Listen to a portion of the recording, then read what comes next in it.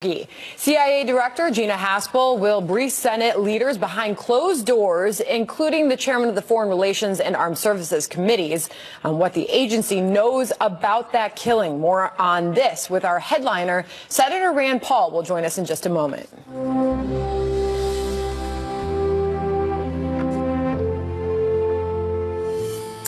But first, an emotional tribute to our 41st president as the nation salutes George H.W. Bush. Welcome to a brand new hour of America's Newsroom. I'm Sandra Smith. And I'm Bill Henry. Good morning. President Bush's casket arriving with a solemn ceremony late yesterday at the U.S. Capitol, where his body will lie in state until tomorrow morning. The flag-draped coffin now resting on the same wooden frame used for President Lincoln. Members of the Bush family and his administration attending the arrival ceremony. It was quite remarkable to watch as congressional leaders honored his dedication to public service. To the Bush family, on behalf of the whole House, Republicans and Democrats, we are profoundly sorry for your loss. And we are honored to celebrate this wonderful life with you. A steady hand, staying the course. That's what George Bush gave us for decades.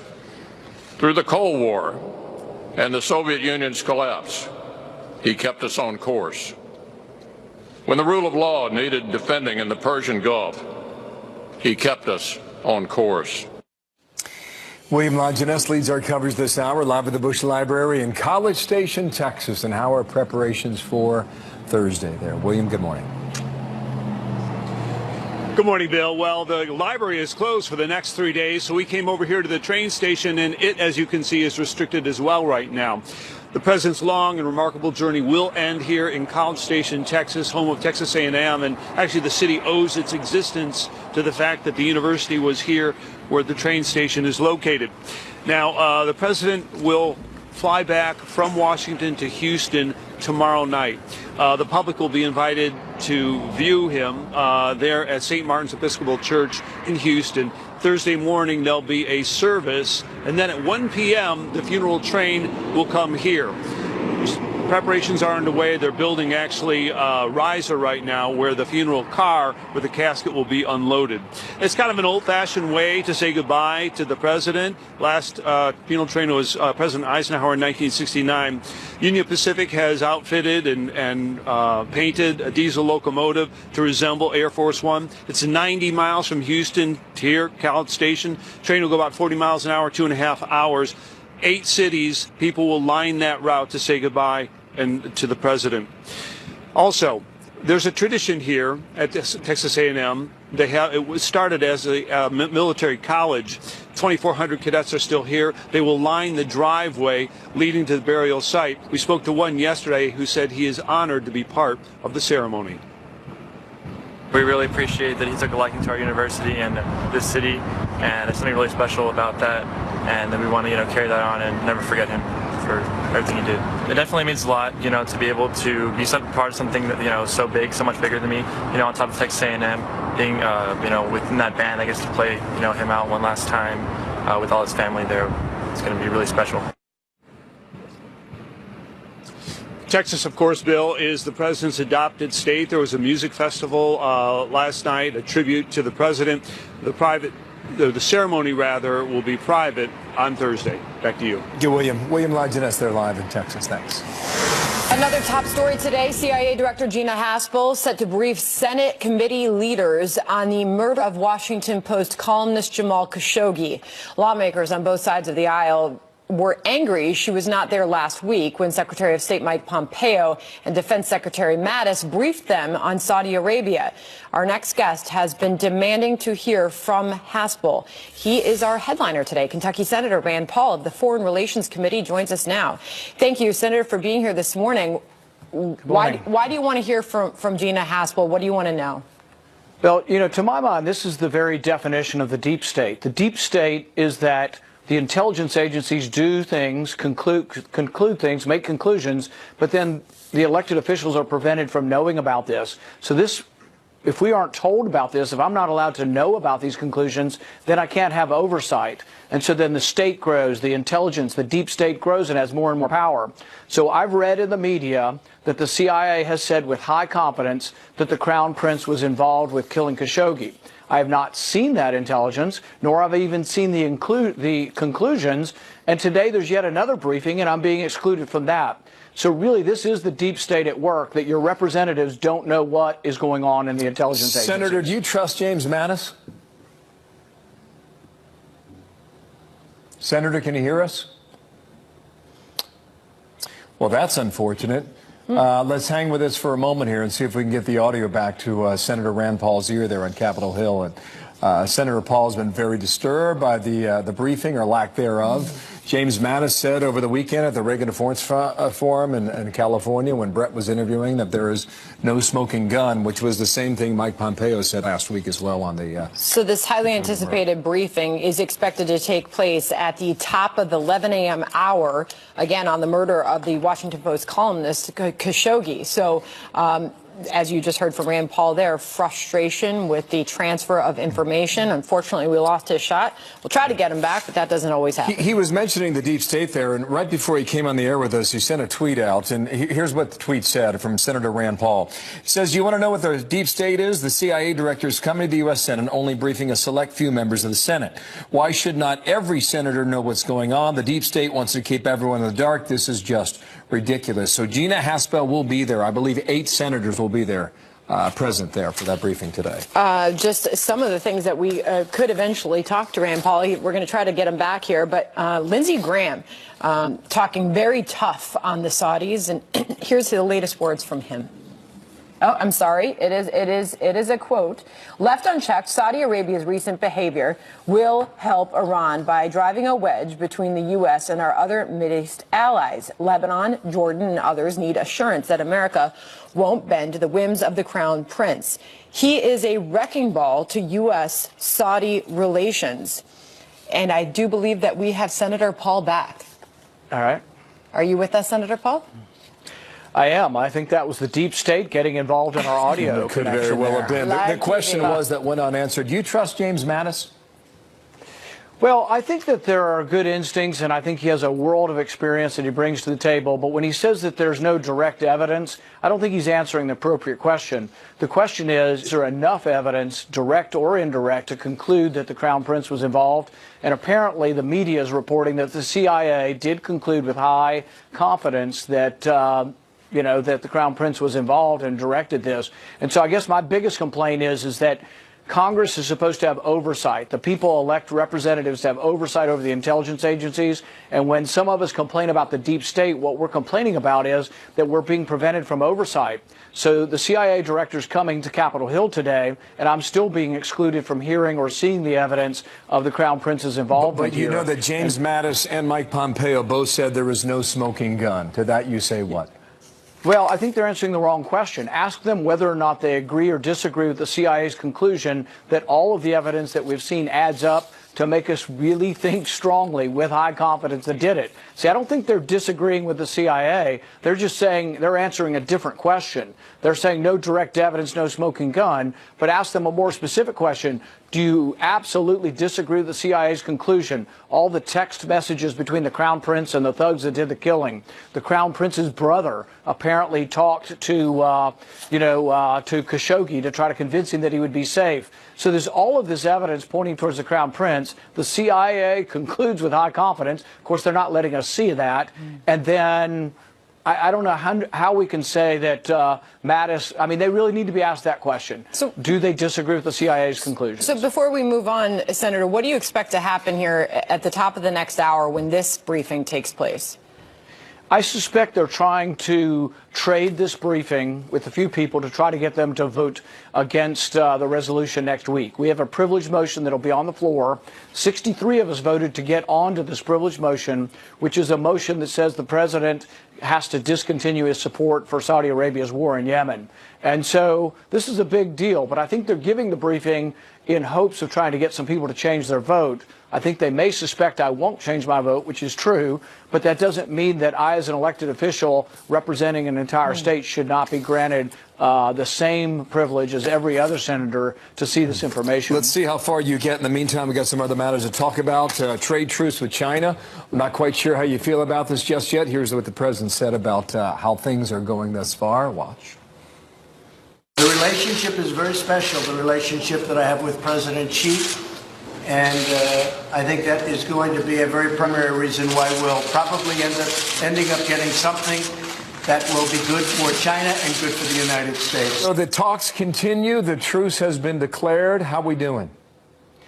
You know, historically, tariff wars have ended badly, and I've been worried that getting involved with the trade wars with China is a bad thing. So I'm not for tariffs because I think they're taxes on American consumers who may well buy Chinese products. That being said, I think there is some argument that the president's trying to negotiate from a position of strength and show the Chinese that he's not afraid to have tariffs on. And so perhaps he has more negotiating leverage and strength than any other president has had, and maybe he will drive a better bargain. If the end result is lower tariffs, which the president has said that's what he's for, and more free trade, then I will be happy that it happened. If it devolves into more of a trade war, then I'll be saying, oh, my goodness, we shouldn't have done this. And so that's kind of where I am at this point. Very interesting stuff. So as far as the Russian tensions, they continue to rise. And fresh off the G20 summit in Argentina, Senator, a lot of questions about where the president stands here ahead of the G20. He said he doesn't like that Russian aggression one bit. He took action. And the latest coming from the White House, Secretary Mike Pompeo said this about those Russian tensions. Listen to this. Russia hasn't embraced Western values of freedom and international cooperation. Rather, it has suppressed opposition voices and invaded the sovereign nations of Georgia and of Ukraine. Moscow has also deployed a military-grade nerve agent on foreign soil, right here in Europe, in violation of the Chemical Weapons Convention, to which it is a party. Russia has violated the Intermediate-Range Nuclear Forces Treaty for many years. The list goes on. We have to account for the world order of today in order to chart the way forward. Are we being tough enough on Russia? You know, I think we've got hundreds and hundreds of sanctions in place. We've let them know we're unhappy. And really, at this point, I think Russia does need to step up and change their behavior. Boarding foreign vessels, trying to kill a double agent in Britain with nerve gas. There's all kinds of things that are adding up that Russia has to decide, do they want to be more part of a peaceful trading relationship with us or not? On our side, we need to let them know that the sanctions could be removed if there's better behavior. I think finding a peaceful solution in Ukraine and having Russia no longer involved or arming folks to sow discontent in eastern Ukraine would be a big step forward. It would also be in Russia's self-interest to do that. But Russia has to figure out if they want to find a way forward. In the meantime, I think we also need to understand that nuclear arms control and nuclear discussions should continue. I've advised the president and General Kelly that I think we should appoint nuclear negotiators to talk about our differences with the INF treaty, the one on short range and medium missiles. And I think it would be a good idea to continue conversation despite our differences. Well, Senator, thank you for coming by today. I hope you come back, okay? And we'll see whether or not you have luck today with Gina Haspel. Thank you, sir. Thanks. You bet. 13 past the hour. Roll this now. There could be developments coming this week in the Mueller matter. A series of court filings on tap, potentially shedding light on the findings of the special counsel. Catherine Herridge is on that live in Washington. Catherine, what do you have? Good morning. Well, thanks, Bill, and good morning. Special counsel Robert Mueller is scheduled to file the sentencing memo today for former National Security Advisor Mike Flynn. These memos lay out all factors that the court should consider to determine type and length of sentence. Flynn pled guilty a year ago this month, December 2017, to one count of making false statements to the FBI about his contact and communications with the Russian ambassador Sergei Kislyak. Significantly, the sentencing has been postponed by Mueller's team 4 times. The memo is expected to shed more light on Flynn's contact with the Russian ambassador Kislyak, on other evidence against Flynn, and more significantly, his level of cooperation. It's widely reported that Flynn has sat for multiple interviews with the special counsel.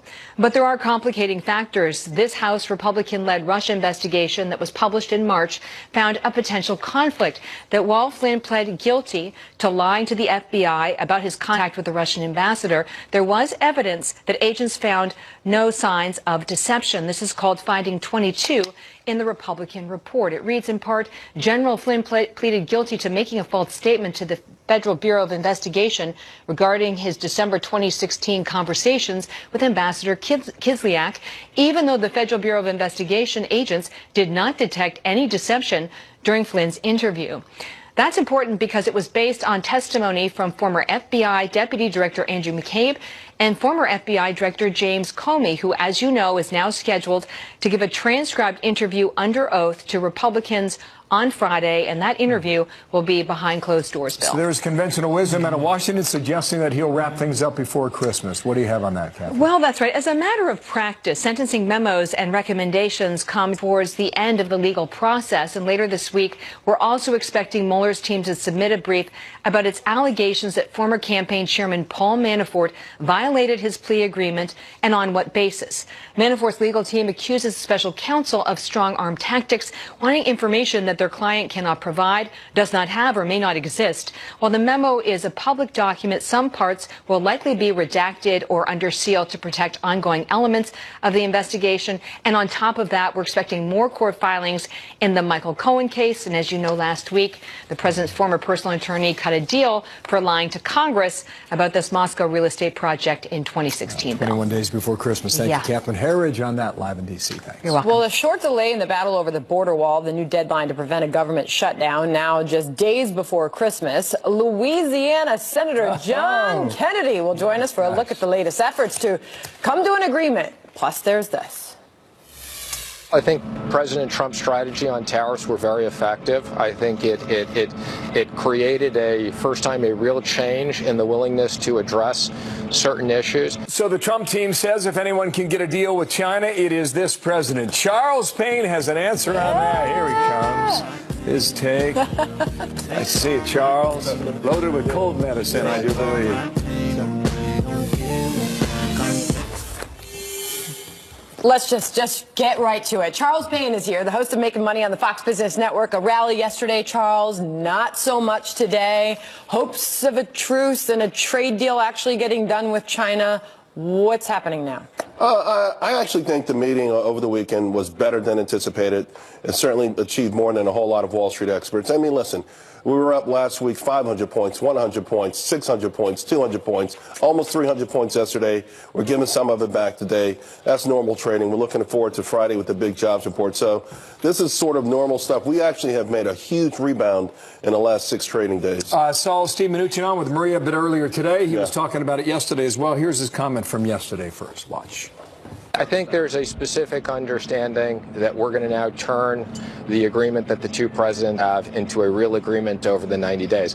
Obviously, some of the issues are going to need to be phased in. Some of the issues may need more detailed work, but the idea is there will be a real agreement. And as I've said, this is the first time there was a commitment from China that the agreement will include specific dates, specific targets, specific action items. This is not going to be just kicking the can down the road. It's a very interesting statement. I think about what James Mattis, and I know a lot of the Fox viewers here got to see him over the weekend at the Reagan Library. He believes that the entire Trump administration will be judged on how we foster this Chinese relationship outwards of 15 years from now. Just think about that now. Well, how you lay the foundation for a better framework for decades to come. Well, to be quite frank with you, if that's the case, we should be looking really poorly at the last 15 years, right? Because that's what got us in this bind in the first place. The inadequacy of presidents. There are no images of President Obama sitting across from President Xi. There are no images of President Bush sitting across from his Chinese counterpart. There are no images of President Clinton sitting across the table negotiating with his Chinese counterpart. Instead, throughout that time, what we do see, 7 million manufacturing jobs gone. We see China's economy become a juggernaut, ironically, because of the use of tariffs, because of intellectual property theft. So, listen. What you're saying is that this administration is willing to take Beijing on, and others did not. Others did not. They did not. And here's the most important thing, I think, coming out of this. Who's running it now? Lighthizer. Everyone should research Lighthizer's background. He is the perfect person for this. Not only does he know how to do this, he knows how to put the deal on paper. It's one thing to have broad strokes, but it's another thing. He's been studying this for a long time. He has written about state capitalism, which sounds like almost like oxymoronic, but he has warned against the dangers of economies like ours, free market economies, trying to go against economies where are backed with government subsidies, where they can have industries like steel losing money year after year after year after year, bankrupt our steel manufacturing, and put hundreds of thousands of people out of work. So they have this sort of component. He has been an advocate of fighting fire with fire until we can get what we want. To be clear, there were meetings with President Obama and President Xi, and I never saw any meeting like that they were sitting face to face. Other things. I'm talking about on trade. But specifically, I'm just asking you, can you talk about the relationship that we are seeing between Trump and Xi today and compare that to the previous presidency? Well, I think it sounds like a good relationship. They both more or less say the right things. President Xi gave a couple speeches last week in Spain leading up to the meeting. And, he's talking about free markets. He's talking about not being protectionist. It's sort of ironic coming from a protectionist country. He's talking about, not going in alone. So he's trying to take the mantle for that, but he's got to practice what he would like to be the leader of the world. And, everyone thinks there's a leadership vacuum, whether it's Macron on climate or Xi thinking that he could take the leadership role with respect to commerce from Trump. But you have to practice what you preach, right? So we'll see what happens. Wall Street Journal, quickly, U.S. markets wobble. Cash is king. Finally. Oh, my gosh. U.S. cash and cash equivalents are on track to be some of the best performing assets in 2018. You holding cash, or do you like that headline? I got a little cash. I got about 15% in cash right now. Yeah, what's percent? 15%. 15% in cash. Here's the thing. I think the audience remembers those certificate of deposits. Remember those? Oh, my God. 1985. Certainly. You know what a 5-year certificate of deposit paid annually? And what year? When? What year? 1985. I'll say 5.5%. I was going to say 6. 10.65%. Oh my God, can you imagine that? Sign me up. You blow most Wall Street money managers out the water, like 99% of them. That's amazing. And last year it paid 0.8%. Yeah. And let's not even talk about a 6-month that used to pay almost 9%, paid 1/16%. So 1/16 of 1%. CDs are making a comeback. Is that what you're saying? I'm just saying people remember it, right? So cash is, if you have money in cash this year, you're doing better than treasuries. You're doing better than corporate bonds, high yield, and investment grade. You're doing better than the world markets. Would you take 10%? Yes. I take it. Absolutely. For sure. Absolutely. Thank you. See you 2 o'clock. Guys, right? see you later. There's some growing tensions, southern border. Back to that story in a moment. Desperate caravan migrants reportedly breaching the fence, some of them in a bid for asylum. We are live on the border with that, Sandra. Plus, violent protests across Paris over rising fuel taxes. And now the French government caving to their demands. Our A-team is here, and they will take that one up with these scenes and what they say about socialist policies. We got criminal organizations profiting off vulnerable families, charging $5,000 to $7,000 per person. That's a $2.5 billion business of exploitation. We've got to stop it, and we've got to partner with Mexico to do it. That's the Commissioner of the Customs and Border Protection last hour weighing in on the crisis of the border, escalating yet again yesterday. At least 24 desperate caravan migrants trying to breach the border fence, hoping illegal entry would allow them for asylum. Steve Harrigan's live in Tijuana, Mexico, with the latest on what's happening today. Steve, good morning. Bill, the latest footage comes from Yuma, Arizona. It's Customs and Border Patrol footage. It shows a Guatemalan family scaling an 18-foot wall. It's a family that includes children aged 2, 7, and 10. And you can see the children are dropped from that 18-foot wall. One of those children is injured, a facial injury.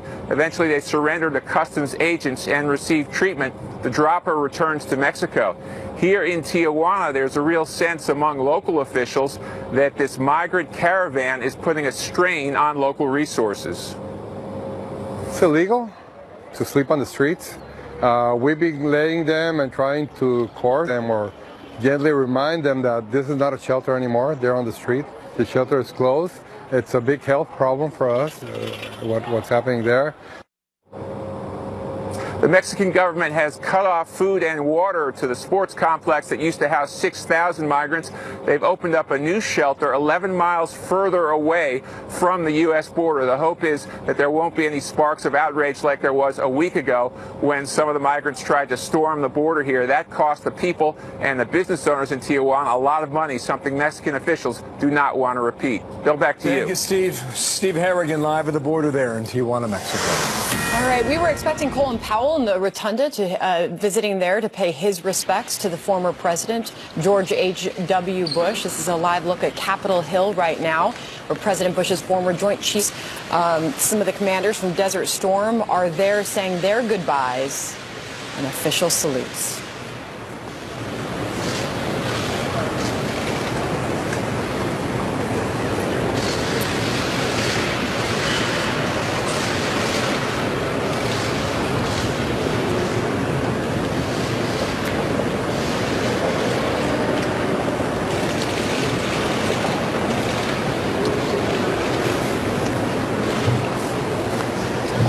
About the leadership that President Bush displayed during the invasion of Kuwait in August of 1990 and how he summoned dozens and dozens of countries from around the world to join the U.S. coalition, to assemble in the deserts of Saudi Arabia, then eventually in January of 1991 pushed Saddam Hussein out of Kuwait within a week's time.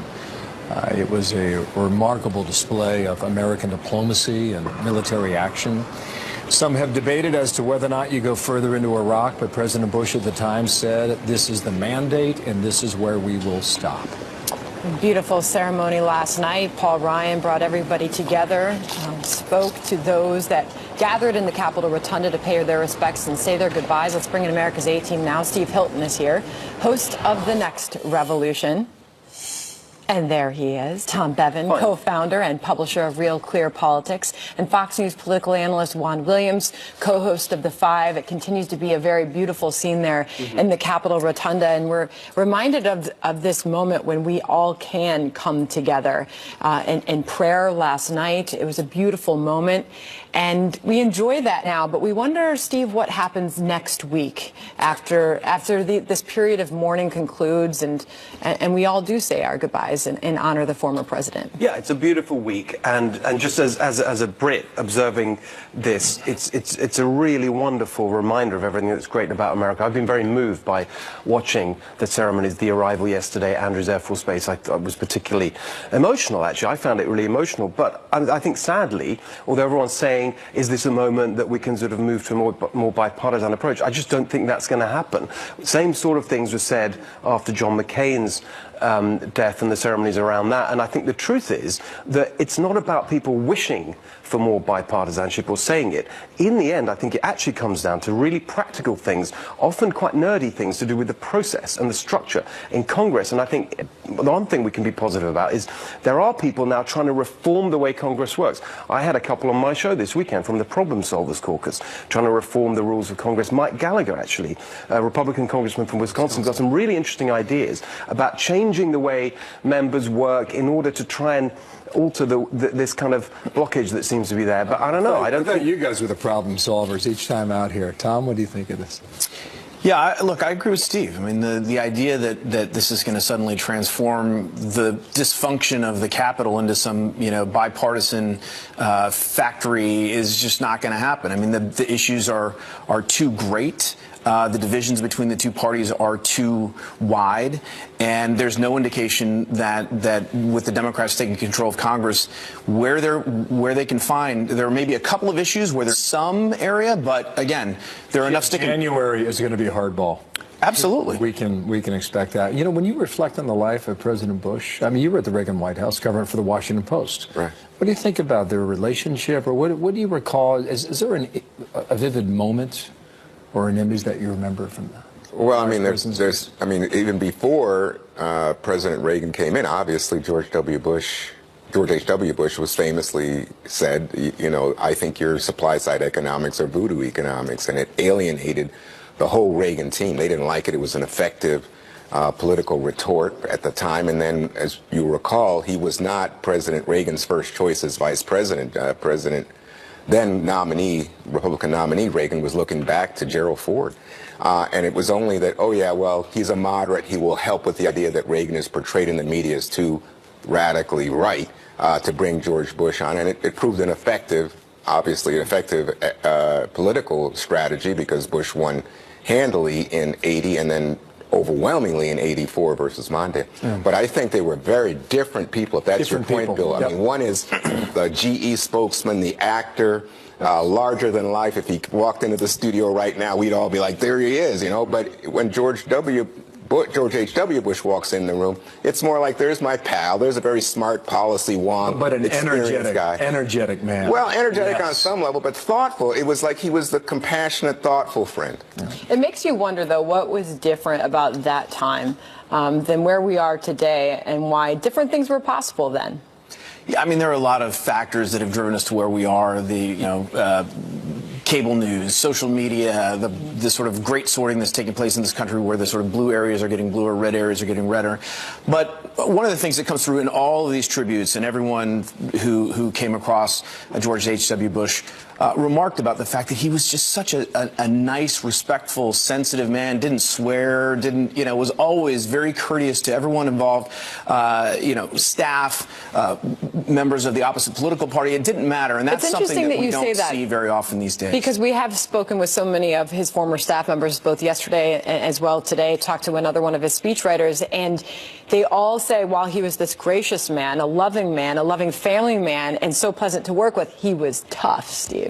Yeah, I think that's you saw that in his response to some of the international situations that they had to deal with.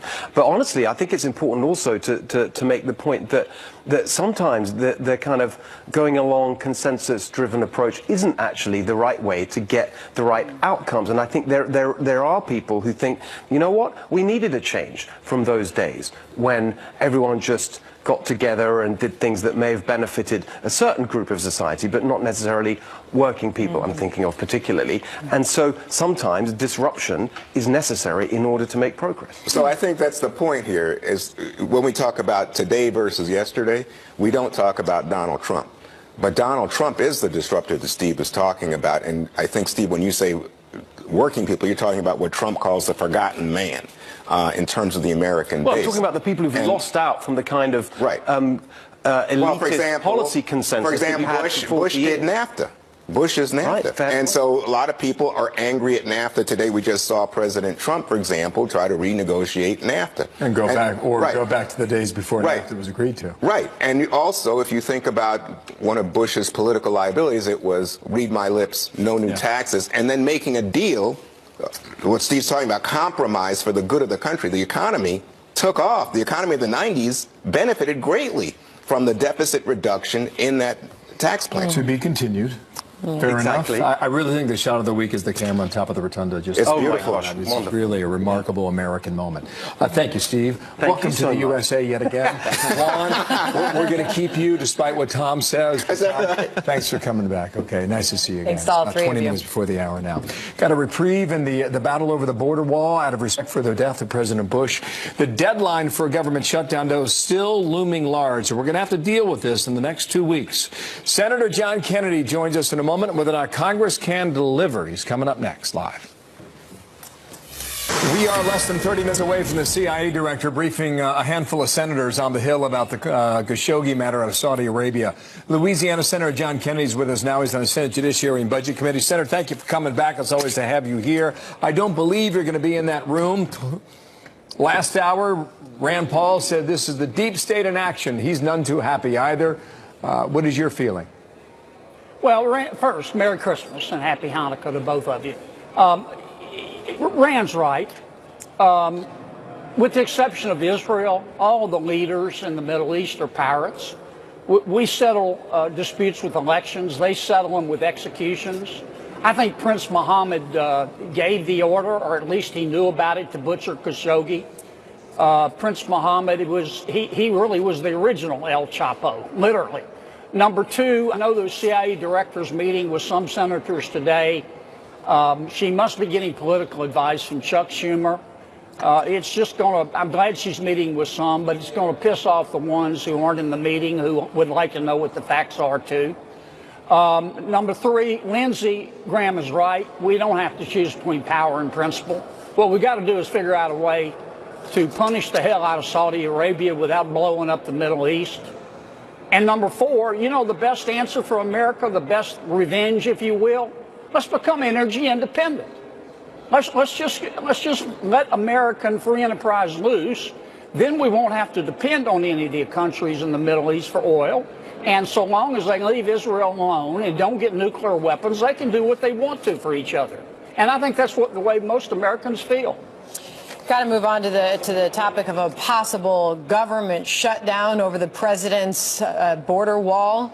$5 billion he's asking for. Can the two sides come to an agreement? Will something get done, Senator? Well, we should. We will, I believe. The president's right. Border walls, barriers, whatever you want to call them, they work. We've got about 600 miles worth of walls and barriers out of 2,000 miles. Some of them need repairs. I think we ought to give the president the full $5 billion. Here's one thing I would caution the president on. The bureaucrats at Homeland Security contend that it costs $25 million a mile to build a wall. Now, we built 2,700 miles of walls along our interstates in America for like $4 billion. I think that the president, if he gets the bureaucrats at Homeland Security to sharpen their pencil and we hold hearings, we can make that $5 billion stretch a lot further. But he's right, and we ought to appropriate the money. You got about 2 weeks to get it done. We'll get it done. If everybody will act responsibly and put aside some of the politics in the holiday season and act, you know, try to fake it if you have to, but act like adults, we'll get it done. Wow. There's a report that suggests you might run for governor and leave your Senate position. You want to shed some light on that? Well, yeah, I made an announcement yesterday. I'm not going to run. I'm going to stay in the Senate. It was a tough decision for me. I mean, it was a close call, but you know, when you don't know what to do, sometimes you just have to trust your gut. And my gut said I'm enjoying being a senator and to stay, and I think I can do the most good up here. Nobody's indispensable. Somebody good in Louisiana will run for governor and beat the governor that we have, because he's not much. I mean, he's a lot if you like a socialist, but he's just not my cup of tea. Senator Kennedy, it was great to have you on the program this morning. We always appreciate you coming on America's Newsroom, sir. Thanks, guys. As Americans pay their respects to our 41st president, some political analysts are pointing out that the complimentary media coverage his legacy is getting now is a whole lot different than the kind of coverage he got back when he was serving as president. Howie Kurtz will join us to break that down. America preparing to bid a final farewell to the late George Herbert Walker Bush, the 41st president lying in state at the U.S. Capitol until tomorrow morning. And the media has covered his passing. How they've been covering his passing has become a bit of an issue. Howie Kurtz is author of the new column, Media Elevate Bush in Death, Use His Passing to Denigrate Trump. Joining us now is Howard Kurtz, Fox News media analyst and host of Media Buzz. First and foremost, this is a day, Howie, to look back and remember the 41st president. But of course, there has been discussion about the way his passing has been covered. Yeah, you know, first of all, I mean, there's just been this emotional outpouring about the kinder and gentler and just plain decent style of George Herbert Walker Bush. And I think that's great. But I do have to contrast that with how he was actually covered as a candidate and as president when he was, for example, it was that infamous Newsweek cover, The Wimp Factor. This for a guy who was a World War II hero. There was, of course, criticism of the Willie Horton ad in the '88 campaign. When he broke his no new taxes, read my lips pledge, instead of saying, well, he did what he thought was right for the country at a time of rising deficits, it was like he lied and he hurt himself and all of that. I think looking back, the qualities of kindness and decency that we now celebrate in Bush 41 is a stark contrast to the hyperpolarized times we find ourselves in. So in a way, it's a kind of a nostalgia for a Washington, Sandra, that no longer exists. Here's the question you asked. How is it that a decent man so widely celebrated in the wake of his death was often depicted as a weak and passive president? Question mark. I think some of that is the passage of time and the healing of wounds. And of course, you know, people tend to say nice things about folks who have moved on. But I think it's more than that, Bill. I really think that, for example, Bush drew some criticism for the Gulf War, his singular achievement in foreign policy, an incredible accomplishment for not finishing the job and toppling Saddam. But given what happened when his son accomplished regime change and what a quagmire Iraq turned into, that looks very different in 2018 than it might have at the time. And, you know, this is the middle of a week in which we all will be honoring the passing of our 41st president. And next week begins a new week. And we were just having this discussion here in America's Newsroom with our A-team, Howie, on how next week will shape and, you know, and how all of this will come to an end. It's been nice for a few days. Yeah, it's been a nice pause in the partisan wars, and President Trump has been gracious, even though he has, had an ongoing feud with the Bush family, tweeting nice things. But I have to say that some of the pundits who are praising George H.W. Bush can't resist the opportunity to turn it into Trump bashing. I mean, Washington Post headline, honorable, gracious, and decent. In death, Bush becomes a yardstick for President Trump. And I just think this should be about Bush, the man, his legacy, his presidency, his vice presidency. Everything doesn't have to be about Trump, but some of the people who are not fans of this president just can't resist in trying to use it to disparage the 45th president. Howard Kurtz, thank you. Thank you, Howie. Great to see you guys. The thousands continue to stream into the Capitol building for